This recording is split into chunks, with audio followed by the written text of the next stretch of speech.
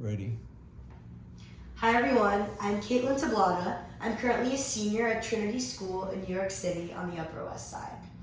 I recently launched a website called Understand Justice, which seeks to encourage open dialogue, civil discourse, and a deeper understanding of the issues facing our society today.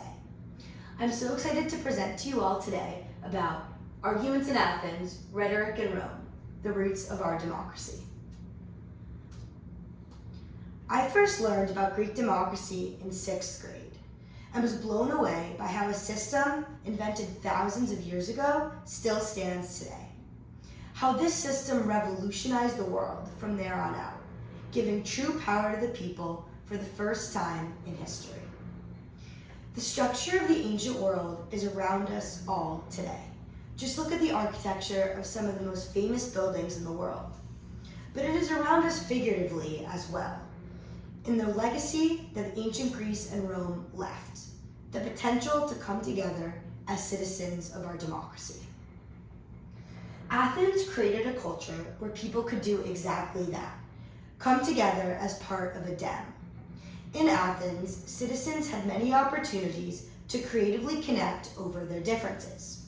For example, this is an agora, a forum where Athenians would come together to exchange ideas, openly debate about anything under the sun, and find compromises and new understandings among themselves. Here is a visual representation of a scene in the agora. You can see Athenians having invigorating conversations and open dialogue among themselves. The agora provided a physical space to balance everyone's viewpoints. Obviously, it was catered towards white men, but even then, the agora gathered Athenian citizens from all walks of life, regardless of social status or wealth. There was also an assembly of citizens who could veto the laws or pass the bills that politicians proposed, called the boule. The boule was made up of randomly selected citizens who would then vote on whether to pass, veto, or amend the laws that the politicians proposed. Here, we see that all citizens, despite status, again had an active role in designing and preserving their democracy. The boule was kind of an early system of checks and balances, an invaluable tenet in our democracy today. Like I mentioned before, citizens felt the sense of belonging to the dem. This mutual feeling wove the Athenians together, and thus they had more faith in their democratic systems. Athenians also built civic education directly into their educational curriculums, such as philosophy, private tutors, etc.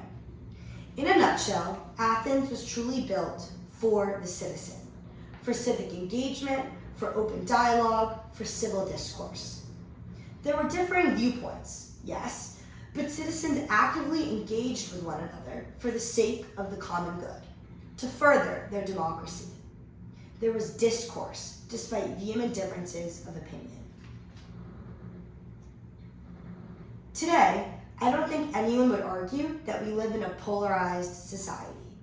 There are no places for open debate or exchanging ideas, or if there are, they're hostile. Think of the last time you had a productive conversation with someone that opposed your viewpoint about gun laws, abortion rights, politicians of the opposing party.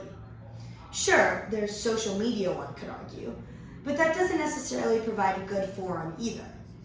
There's biased media sources, censorship from both sides, cancel culture. In short, people do not want their minds changed. We've unfortunately come to the point where people won't even consider having a conversation with someone that has a different perspective. There are initial assumptions made that common ground could never be found. Assumptions that hinder us from feeling like we belong to a unified dem.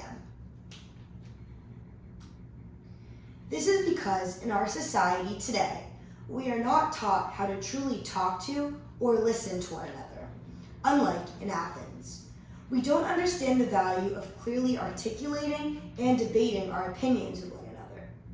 In ancient Greece, citizens were taught the art of rhetoric, which is essentially the art of persuasive speaking. As I mentioned above, there were also many opportunities to engage in this practice every single day in Athens. Having an understanding of rhetorical devices equips you with the skills not only to deliver a compelling argument, but also, crucially, to recognize those devices in the arguments of others. This allows you to see through smoke and mirrors and truly engage with each other's ideas. This applies to anyone making an argument, but perhaps most importantly, it applies to politicians, most of whom, let's be honest, are privately educated and probably took classes in rhetoric. Being able to see the scaffolding holding up any speech enables you to make more informed decisions. When we can recognize these techniques, we can avoid manipulation, form our own opinions, and therefore only then are we truly engaging in what most of us define as a democracy. Now, I'm not saying there's a reason they don't teach rhetoric in public schools, but an unempowered Dem is certainly easier to manipulate. See, what I just said there is an example of apophysis, stating something while pretending to deny it. Let's get into the three main tenets of rhetoric. Number 1, ethos, the character or emotions of a speaker that are expressed in the attempt to persuade an audience. In other words, ethos establishes one's credibility as a speaker.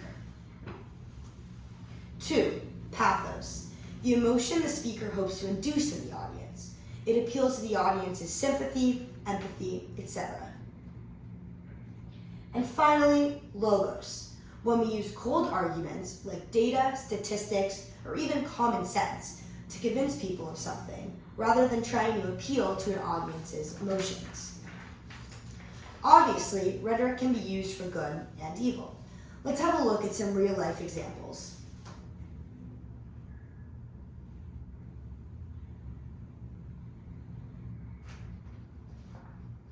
My fellow Americans, ask not what your country can do for you, ask what you can do for your country.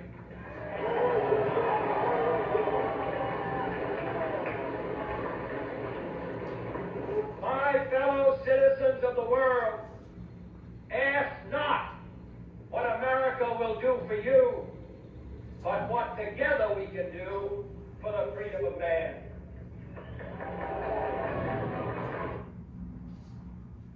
Here we see a great example of JFK using rhetorical devices.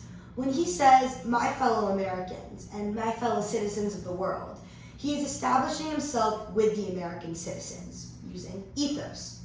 He is also using pathos by evoking a sense of nationalism, togetherness, and group identity. Let's also look at some rhetorical devices beyond ethos, pathos, and logos. JFK here uses chiasmus when he says, "Ask not what your country can do for you, ask what you can do for your country." Chiasmus is a rhetorical technique where the speaker changes the order of the words or phrases in a sentence to invoke a sense of powerful emotion. This device works by allowing the listener to have an emotional thought response to what is being said. JFK's inaugural speech is one of the most well-known and powerful examples of this rhetorical device. We also see the direct derivation from the classics, as chiasmus derives directly from Latin. It is a device used by some of the most famous writers, such as Virgil. Chiasmus occurs in a line when 4 words are in the order of A, B, B, A, based on case or part of speech, to emphasize a theme or create a word picture. Let's look at another example.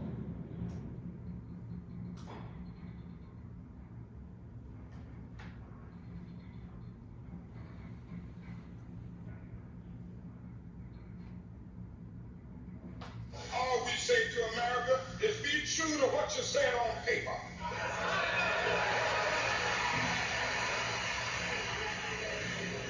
If I lived in China or even Russia or any totalitarian country, maybe I could understand some of these illegal injunctions.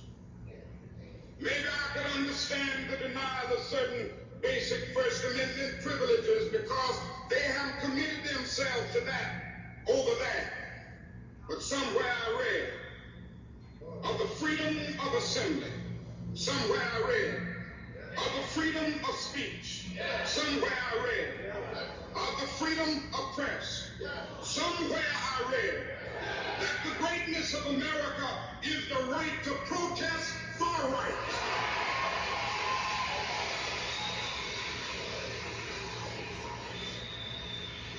So just as I say we aren't going to let any dogs or water hoses turn us around, we aren't going to let any injunction turn us around.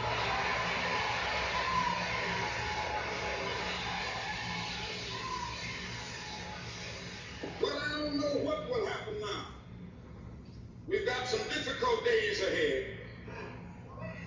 But it really doesn't matter with me now, because I've been to the mountaintop.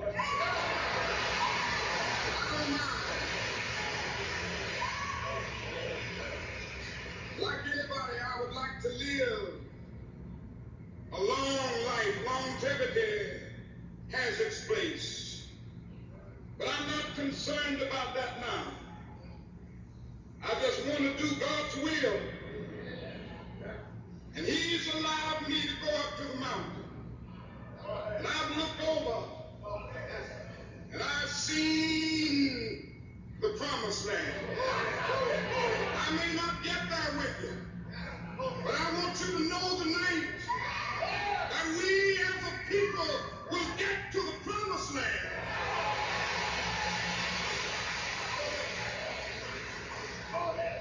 So I'm happy tonight. I'm not worried about anything. I'm not fearing any man. Mine eyes have seen the glory of the coming of the Lord.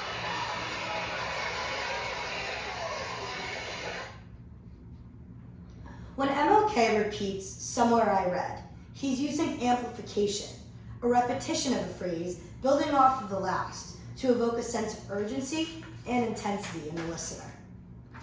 He also uses a metaphor of having been to the mountaintop to create a vivid image in the audience's mind. This is also a biblical allusion to when Moses sees the promised land from the mountaintop. King says, "God has allowed me," using ethos to establish his authority as a messenger of God to persuade his audience, almost like a divine will. Here, pathos is intertwined with ethos. The audience feels a sense of awe to be witnessing these words from King, and feels a sense of urgency to meet the will of God. So powerful was MLK's command of rhetoric. So moving were his words. So threatening was he to his opposition that the morning after he gave that very speech, he was assassinated. Though it's extreme, here is a clear example of what happens when one doesn't have the skill set or will to argue back against an opposing viewpoint. Sometimes the rhetorical references aren't even that discreet. In Boris Johnson's last speech as Prime Minister, he references a famous classical figure to speak to his own virtuous character. Here's the clip.